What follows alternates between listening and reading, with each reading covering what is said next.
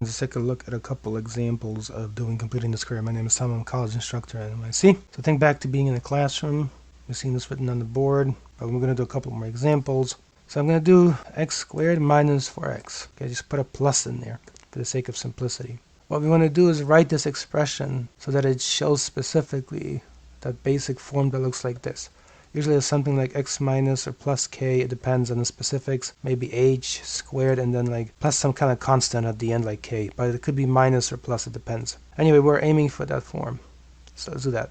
Fast way. So pay attention carefully here. You're going to have x, whatever your variable is right here. That goes here. And then whatever your coefficient is, the green part, that goes here, plus 4, but then you always have to divide it by 2. So like this is here, but this step on the bottom, you always got to divide by 2. Then you always have to square this so that when you expand it, you have an x squared term because we have x squared in the original.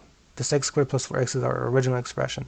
Then after that, the next stage is you always have to subtract here, like that. You always have to subtract, always subtract. So let's say that one more time. Anchor it. Always subtract, always subtract, always subtract. So you're going to have 4 over 2, and you're going to square this up like this. Again, you always have to subtract the square of whatever this expression is, of the 4 over 2.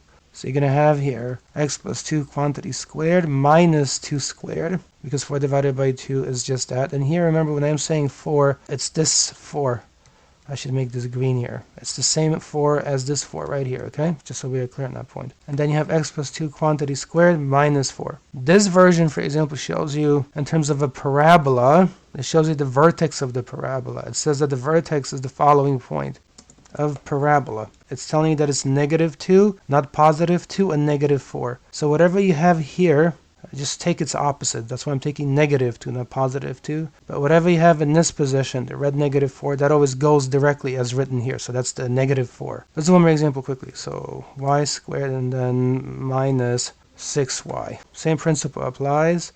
So parentheses, whatever your variable is, whatever the coefficient is with the sign, always divided by 2. So one more time, you see how this is negative 6. So this is with the sign here. Whatever your variable is, so make that, for example, red. Then it also goes over here. Please pay attention carefully, okay? Look at the color coding. Stare at it a little bit. And then you always have to square. Okay, and then you're going to have always here, one more time, anchoring always minus, minus, minus, minus, minus, minus. Press your fingertips together as you do this so that when you do it in the future and you press your fingertips together, it will maybe trigger your mind to remember it should always be a minus. Do it very precisely like this, okay? It's called an anchor. The following here, minus, and then 6 over 2. Now, because it's a negative coefficient, it should also really be a negative here. And then you square this always. Then you go through the process. So y minus 3 quantity squared and minus, so this is now negative 3 squared. And then you're going to have y minus 3 squared and then minus 9. So what this reveals then is that the parabola has the following vertex. Positive 3, comma, negative 9. That's the vertex of our parabola. Here, it's like basically as if you're taking only the 3 without the sign, but for this part, you got to take everything, including the sign. So that's how you complete the square quickly. So at this point, you really should pause the video. Try to do an example on your own before we go. So imagine it says z squared and then plus 8z. So pause the video and then try to do this on your own.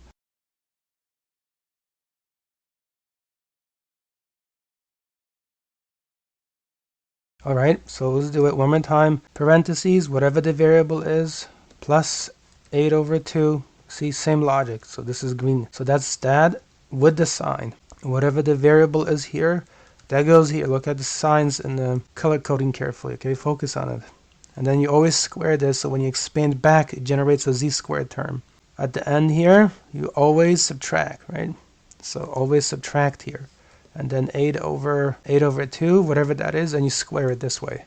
So then you have z plus 4 squared minus 4 squared. So then it's z plus 4 squared minus 16. And the big idea is that this expression here, so now this shows you the vertex. You know it's going to be negative 4, comma, negative 16. One more time. This bold 16 that comes from here, and the fact you see over here, for example, it says plus 4. I won't over-explain it. Here it shows up as the opposite, negative 4. I'll leave it at that. There's a reason for that, but this is good enough. That's the vertex. If this z squared plus az represents a parabola, that's the vertex of it. That's how you think about these questions. Okay, math is a nice thing at this level because if you practice it, it becomes very mechanical. And what at first seems kind of hard, if you'll practice between 4, 5, 6 times, by the 7th time it becomes like second nature. That's my reflection, let's say, after many years of teaching a great variety of people from every background possible. Leave a like if it's helpful.